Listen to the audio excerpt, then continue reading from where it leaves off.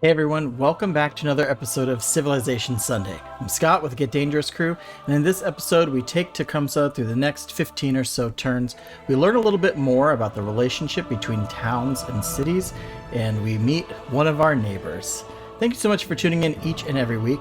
I really appreciate every like and subscribe you throw our way, and as one of our viewers suggested, let's get civilized.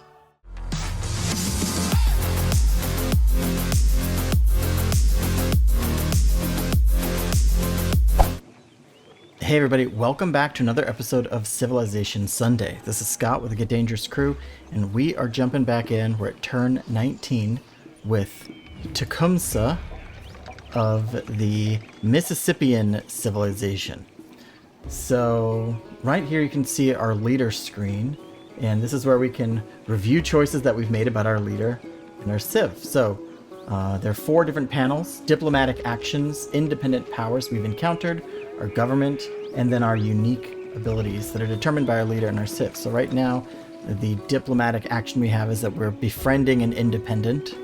We spent some of our accumulated influence to start befriending one of these independents.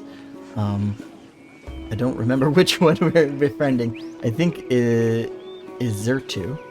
And then we have our government, which is a classical republic.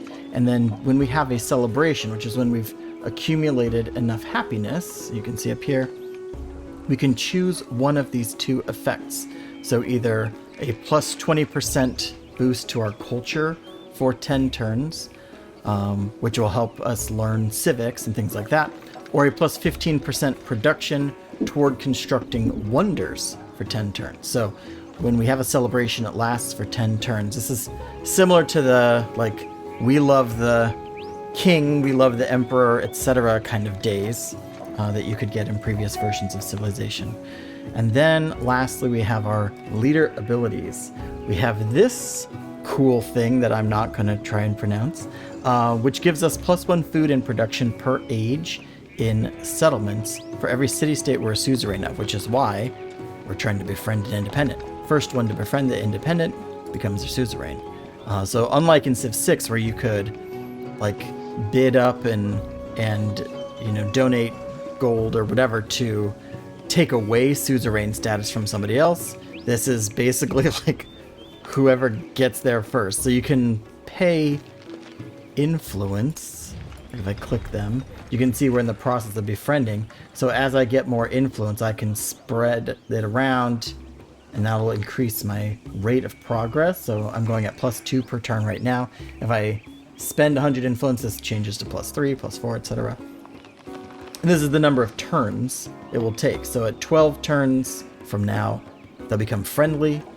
And at 20 turns, they'll start converting to a city-state, and they'll give me something related to their type of people. Like they'll give me a unit or some culture or gold or something.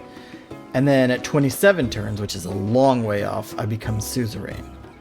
So that's kind of what that is. So let's see, go back to this. So then looking back at our leader abilities, that's what we got. So getting suzerain status is great. And then we are the leader of the Mississippian Empire. Now remember that this will change as we move through the ages. So in the age of antiquity, we are Mississippian, and then that will change depending on the choices we make and the things we've unlocked and all that. So this is all the stuff that we chose in the beginning, right? Goose societies, we get a plus 1 food adjacency for resources and 30% production towards constructing Monk's Mound. We get the Burning Arrow unit, we get the Watanabe Merchant, and then the Potkop, which gives us plus 1 gold and plus 1 food for each adjacent resource. And then these are our different attributes. So as we do different actions, unlock different civics or technologies or whatever, we can like level up our leader. So if I had a cultural attribute point, I could click here, and this would be a permanent status attached to me during this game. And there's diplomatic, economic, expansionist, militaristic, and scientific. So the end of these is pretty great. Like you get this 5% repeatable. I don't know what legend unlock means. I think that's another one too. We see legend unlock. Where did I see legend unlock before? Oh yeah, here. Legend unlock plus 25% relationship from starting or supporting endeavors, minus 25. And then cultural.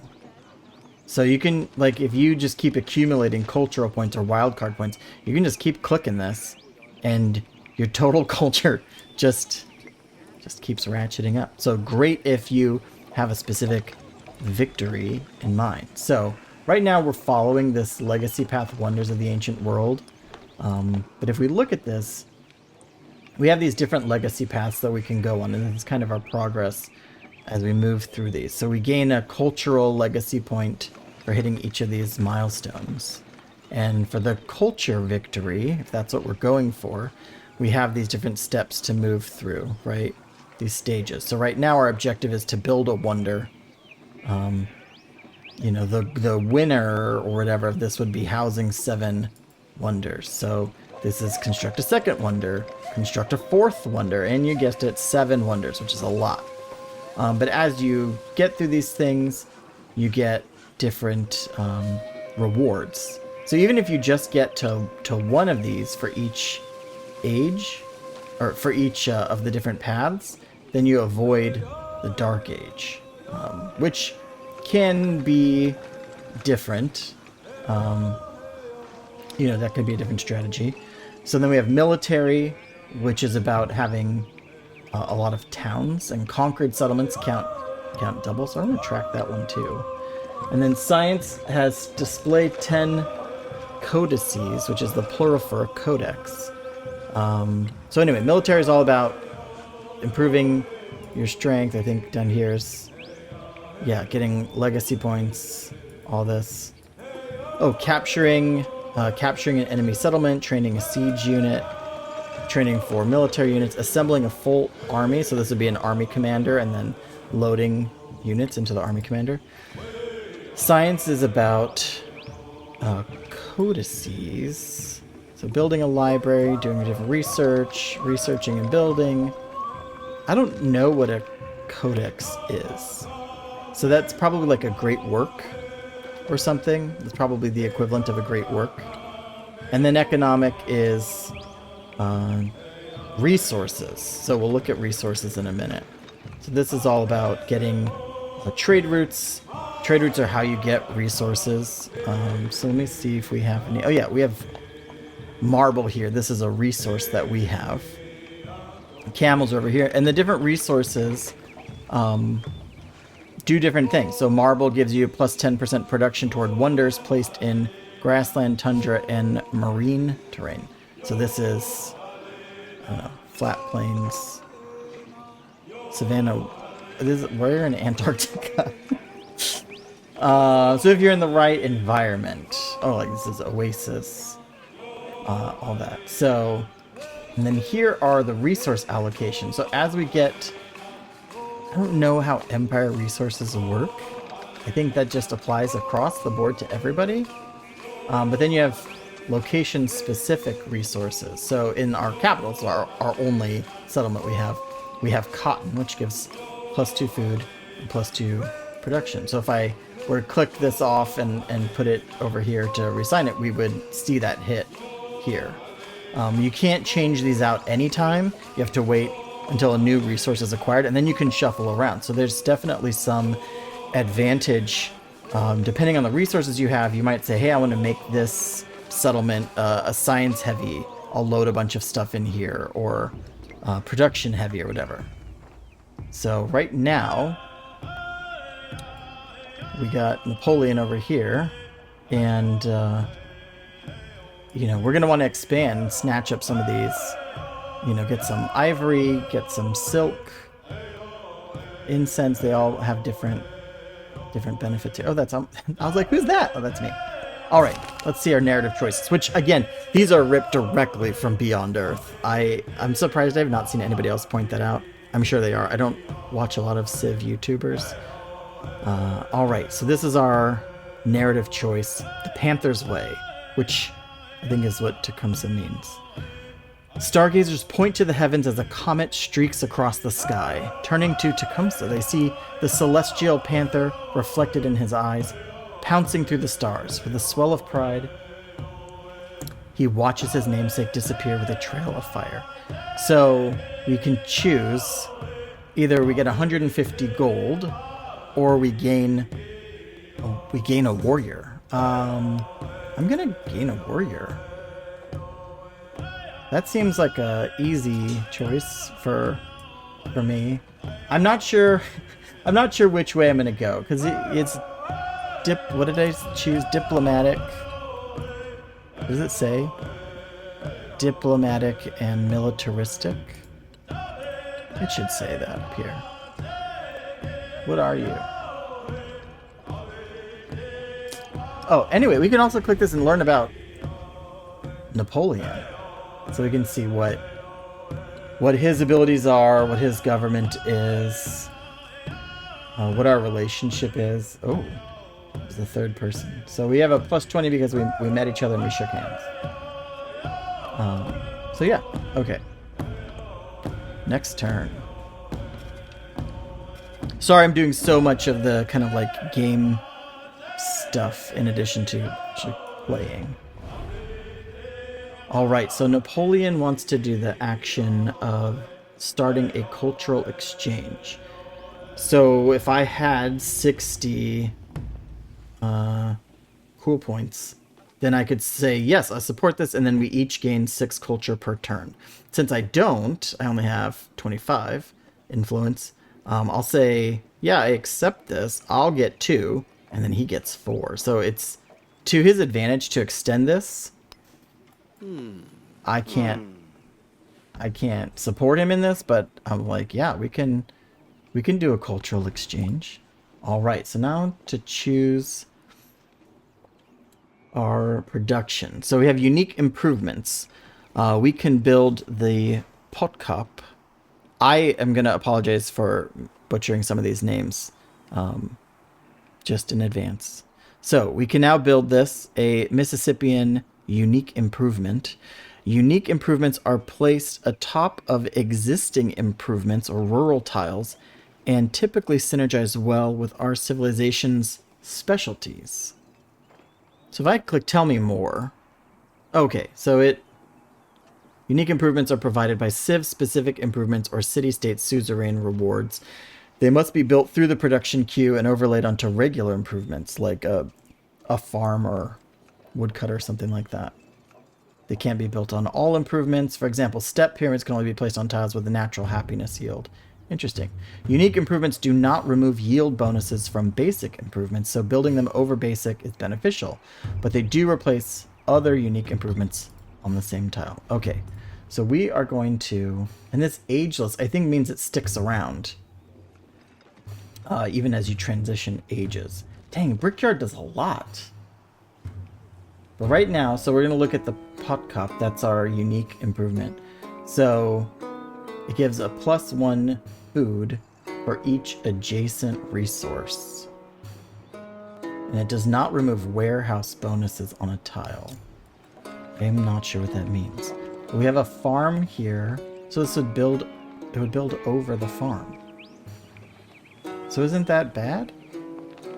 Oh no, we're saying this is like an upgrade. So we have a farm,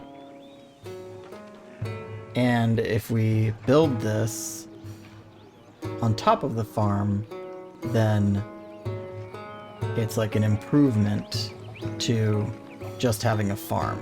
We're saying, like, cool, you've got your chickens and your stuff like that, but we're gonna put this cooler structure, which I love the design of this. So this is like, I've just placed it down. It's going to take a couple of turns to build, but you can see all the little parts. So we'll see if this changes turn by turn. That's kind of cool. Okay. Command our units. Oh yeah, here's our scout dude. Okay, so I finally figured out what these do. So this search is like a 1-turn pop, gives you your discoveries, which are basically goody huts. lookout is like you build a little lookout tower, and then like I'll do the lookout, and you can see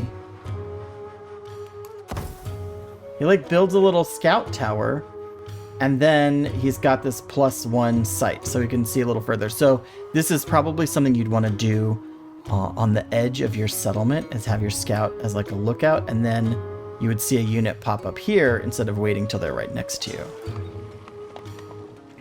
All right, so we got our extra dude. So I'm gonna go into the unknown, start exploring out this direction, because we figured we're near the bottom of the map, right? This is the bottom. So yeah. Oh, and hey, first patch that came out fixed the very annoying alert sounds that I was having. Oh, we got our burning arrow. Okay. I don't know what this thing does. It's a ranged attack, but it puts like a debuff on like a status effect on the ground where it hits. So I think right now I'm just gonna have... Oh, I'm guarding a granary with my life. No. Let's guard the palace. You can guard the palace. Oh, because I already told it to build fortifications. Okay. So I'll move it to the guard the palace. Okay, and then... So this is one of these navigable rivers. So if you have a boat, you can come in, like you could come all the way to here. That's really cool. Or you could set up a civilization right here and just take the boat out. So you don't have to be on the coast. Oh, who's this guy? He looks French. No, that is not Napoleon. Okay, they... the pictures are switched. There we go. Hocherfreut, euch kennenzulernen. Ich bin ein Engel. This is weird. Aber ein Teufel auf dem Schlachtfeld. Okay, Friedrich. I will spend the 20 influence to start off on a good foot. All right. I don't think there's anything we can do right now. Oh, we have... Okay, so we have the same government, Classical Republic. So that gives us a little boost to our relationship. So that's nice. And then that's the Hohenfriedberger Marsh, which means they get a great work. Oh yeah, so I bet this great work is like Codex. So I wonder if that changes through the ages. Friedrich, leader of Rome. What is this endeavor? Oh, this is the cultural exchange we agreed to. Okay, that seems like a... I guess we agreed to it last turn, so it's starting this turn. Who are you? Who are you? Oh, is there two? We're not, like, enemies yet. We're trying to become friends. I'm gonna leave you alone. I don't want to fight. I mean, I kind of do want to fight, but... Not really. Ooh, what did we get? We got a sunset. We discovered a new continent, and our explorer is naming it Novo Pangea. Interesting. You know, one thing I do miss from Civilization 6 is the really cool regional names. Like, this is just mountainous tropical, flat tropical, mountainous tropical. I really liked when it would be like, okay, the Mississippians discovered this mountain, it's going to be called the Blue Ridge Mountains, or whatever. I think that would be really cool to see.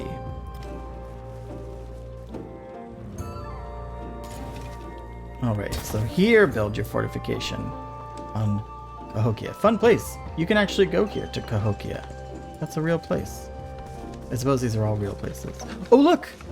Look at our pot cop is all built up. Ooh, that's really cool. Okay, so instead of just giving us the previous farm... do I have another farm around here? Anyway, just giving us the farm bonus, now we have 3 food, 1 production, 1 gold. Very cool. Oh, and we can just keep building them? Like I could build another one right here? Interesting. I don't want to do that. Let's look at Brickyard. Okay, so it gives me a +1 production on clay pits, mines, and quarries, and it's a warehouse production building. So this doesn't mean it gives me a bonus if I build it on something. It means that I get a bonus across all of those other mines, clay pits, and quarries. Like this is a quarry, so this would theoretically produce more if I put in a brickyard. So like if I put in a brickyard right here, then theoretically this would produce more once the brickyard is up. Think? I really don't know. We're learning as we go. By the way, disclaimer, as with Beyond Earth and Civ 6 and City Skylines and any other games that you've watched me play, just because I enjoy the game doesn't mean I'm good at the game. Oh, what happened here? The Rosetta River has flooded and devastated the area as never seen before. Is this the Rosetta River? Okay. Oh, wow. So that's this big river all the way down here. That might not be a bad place to have settlement, though, because it just bumped the food up on this one.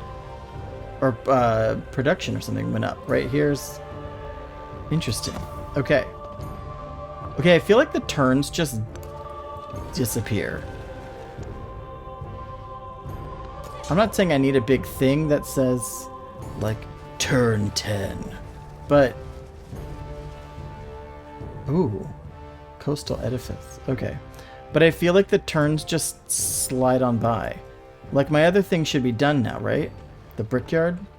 Oh, it's in progress. Has one more turn. Go here. See if I can see a little more. And what's this? Salt? No? Yes? Tooltip? Salt. Plus 20% production toward training units. Well, that's fun. Because the term salary comes from salt. Ooh, who are you? Napoleon. Okay. Napoleon of Egypt. So now my brickyard should be finished, right? Another diplomatic action.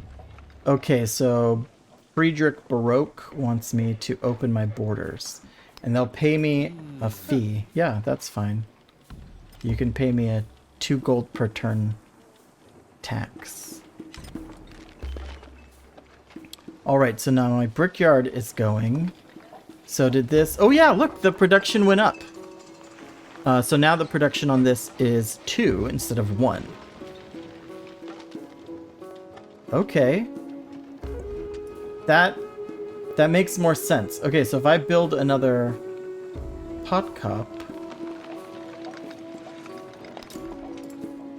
here, I'll get more food and stuff. I don't think I want to. So let's build a settler. We have enough population, right? We have a population of 8.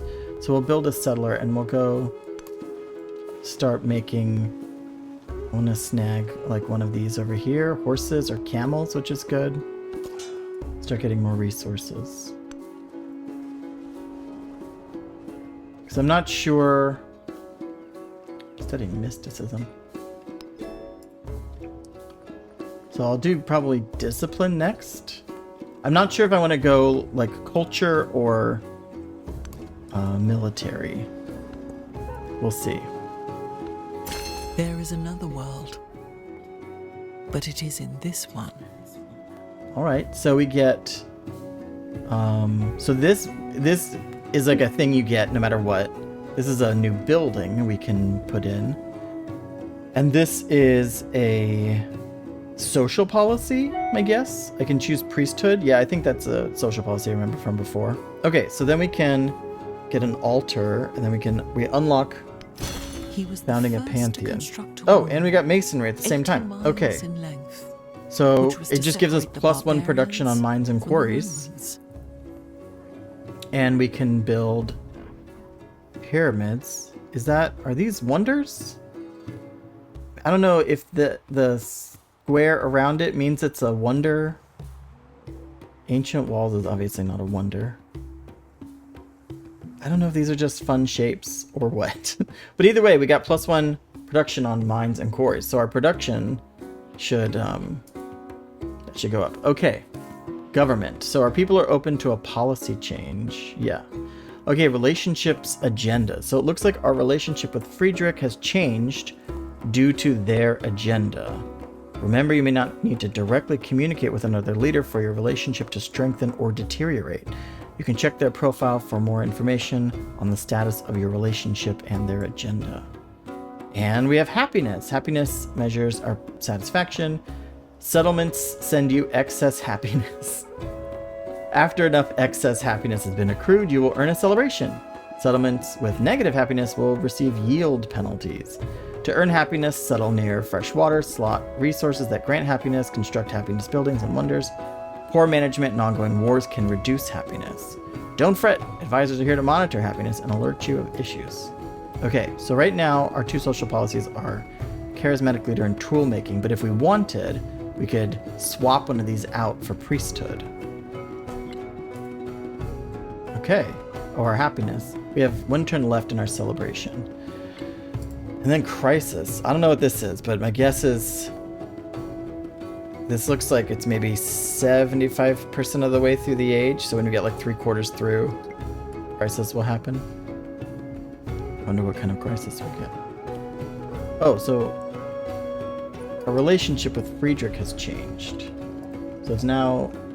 Oh, so his leader agenda took some points off. His agenda is likes leaders with wonders, dislikes those with buildings. Oh. But does my capital have a... My capital doesn't... What? I think he's just being whiny. Okay, another narrative choice. Whoa.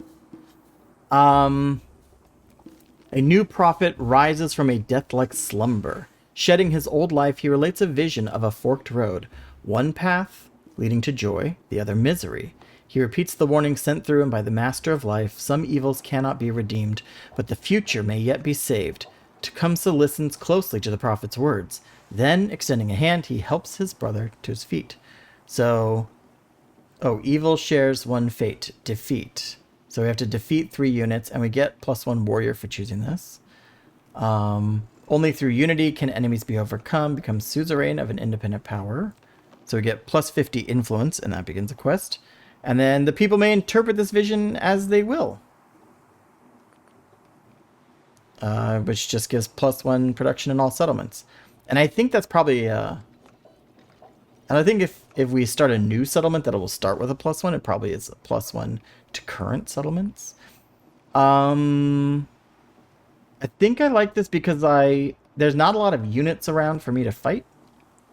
And I'm already on my way to becoming a suzerain of an independent power. Alright, choose a technology. What technology do we want?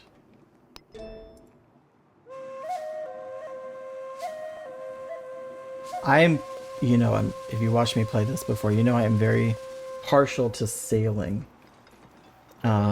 Just because it lets you get to stuff faster. And like, this allows fishing, it allows a galley, which gives naval unit, and then embarkation lets your units traverse coast terrain.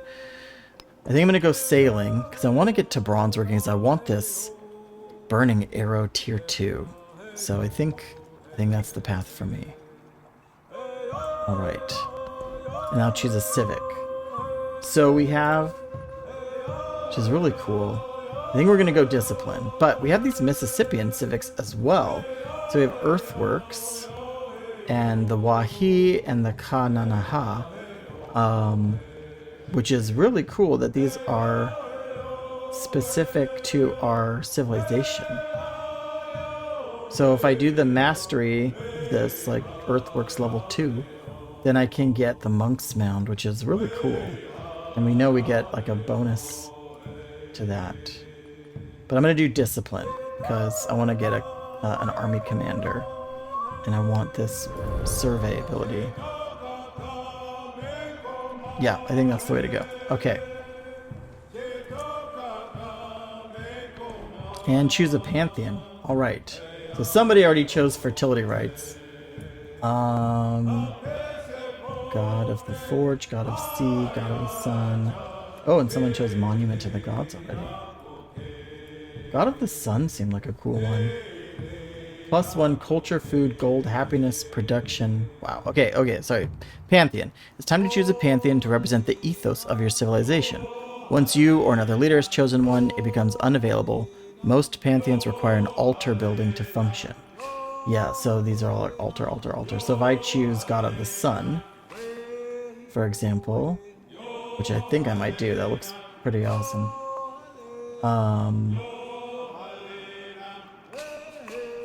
Then anywhere I build an altar, any settlement with an altar gets this plus bonus. So I'll do that. And we'll see. And in a couple of turns, I'll go build an altar. Oh, we already did this. Okay. Warrior time.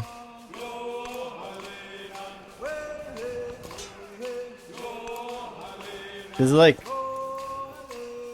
Where's my scout? Did my scout die? Oh, my scout's like in the process of dying.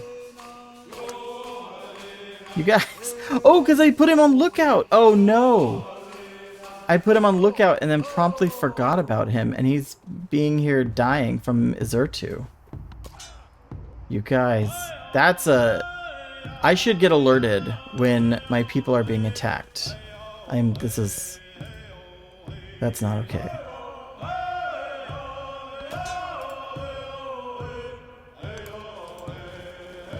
Ooh, this could be a nice area to settle. I wonder if that's too close. Where's my scout?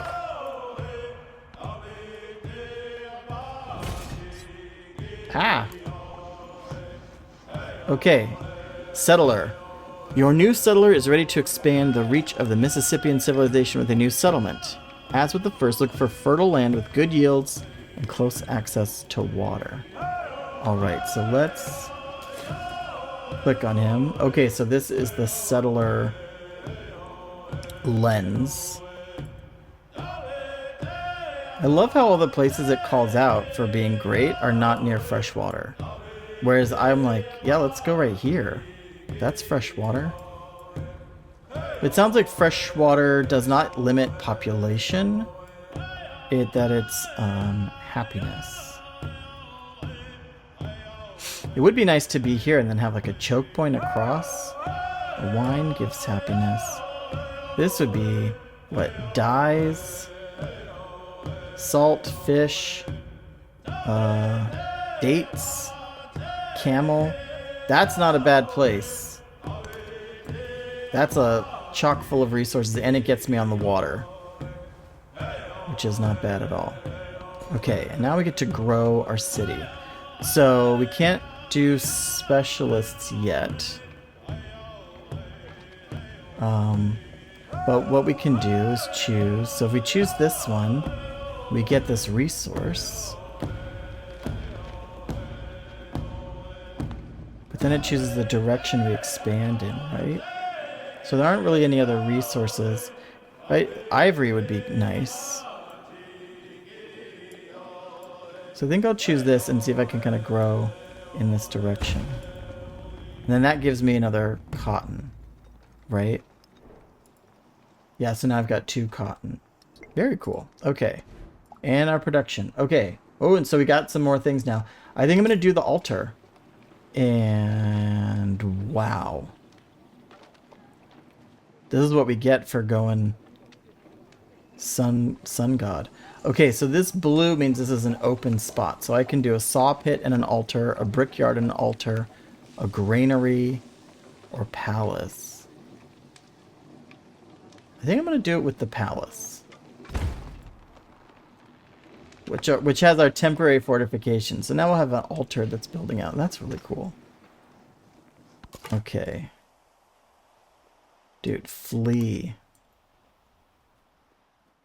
Turn your dogs loose on that guy and flee. I think I might have to send this one down. Maybe provide a little backup. And then you...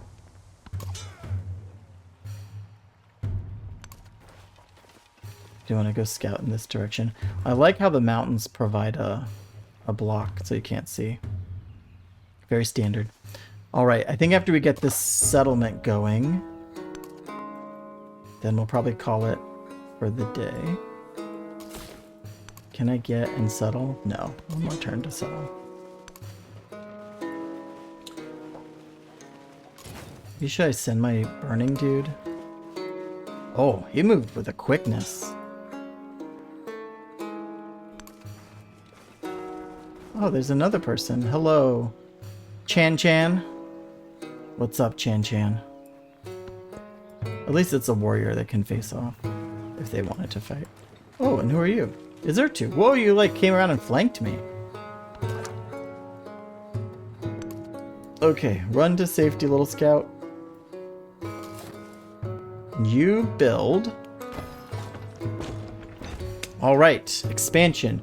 Your people have made a new home, providing you with your first town. Okay.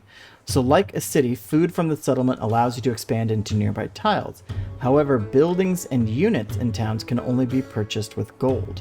You can spend gold to turn a town into a full-fledged city, though the gold cost is greater the more cities you have in your civilization, and decreases as the town grows. Okay, so I could force it into a city for a lot. Or I can let it like naturally grow into a city. Okay, so I have, if I get dyes here, that's plus happiness. These will all do fishing. Fishing boat, woodcutter. So these are our rural areas. And if I get this one, I'll get food and happiness. I think I'll do the food and happiness here. And then maybe next turn go for... Oh, so it does expand. So I do have camels. Like somebody else can't take the camel from me. I don't think. We'll see. Alright, and now I can assign resources. Okay, so they get only one resource because they're a town. And the capital has more. But we can see that like the camel will give me more resources. And I'm sure there's other things like if you get a shipping port or something that you can get more.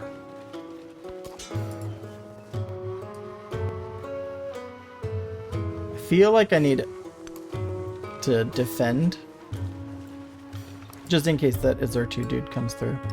What's the time on that anyway? Okay, 16. Oh, we gotta be close. Oh, I have 100. Oh, so they, in one turn they'll be friendly. I'm just gonna make that go faster. So next turn, Azurtu should be friendly with me. Doesn't say anything about Chan Chan. That's a different beast entirely. Oh. Oh, he's got a, what is this? Army commander. So what does an army commander do? It's like on a little... Dude. I want to rotate the camera. I think I can do that. No. That guy looks awesome. I gotta say, it doesn't look Egyptian, but he does look awesome. Get to safety. And you... Oh, but now they're going to be friendly, so it doesn't matter anyway. Well, I'll send you back here. And then you can go to here. And you just sneak on past. Ooh, iron. Okay. That's awesome. All right. We are set up we'll get our... Oh, I want to get the altar. I want to see these numbers change up here. I didn't notice the numbers change. Oh yeah, okay, Izertu's friendly now. Look at that. Now they're friendly. That's awesome. Okay. So we have our altar. We can do monument. So monument is a culture building. And we can put that here, which will give us 1 food, 1 science, 3 culture, and 1 influence. So what's the difference? Like, why does it do more versus here? Or here? I don't know. I mean, it feels like then it's natural to put it on an existing urban tile. Well, I'll do that. And look, the altar is like seamlessly added, and now the monument's coming in. Okay. I think after the next thing I'll build, I'll put in walls, because I don't want to be sieged. I don't know if that's a thing. Oh, there. Okay, so there's where you heal. So heal. Just heal. And I don't want it. Ah, he's already attacking me.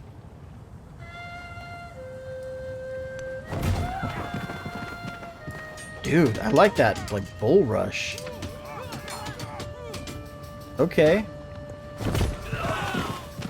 Oh, don't... Ah, you killed him. Oh, no. Okay. We're getting good here. Okay. Towns, growth, and economy. The town of Appalachia has begun to establish itself, let's get to the town, as a home for the Mississippian people. Towns are critical for your economy, as their production is converted to gold. You can spend gold to upgrade a town to a city, but there are trade-offs. The upgrade cost decreases the more populous town becomes, but a city won't bring in as much gold as before. Consider adding it as a town so it can adopt a focus later. Oh! So, when they get big enough, they can start focus and be like a farming town, mining town, trade outpost, fort town, religious town, hub town, factory town. Oh my gosh, there's a lot here. Okay. Okay, I'm gonna grow. And I'm gonna go for the dyes. No, I think I'm gonna go for this camel tent, and it gives me bonus production here. Okay, and now we're connected. And we have a road! Look at that! We got a road now. That's awesome. Okay, I am gonna stop here for now. Thank you so much for tuning in as I learn my way through the game. I really appreciate it. And I hope that you are able to play Civilization now. We are past the official launch date of it. So enjoy, everybody.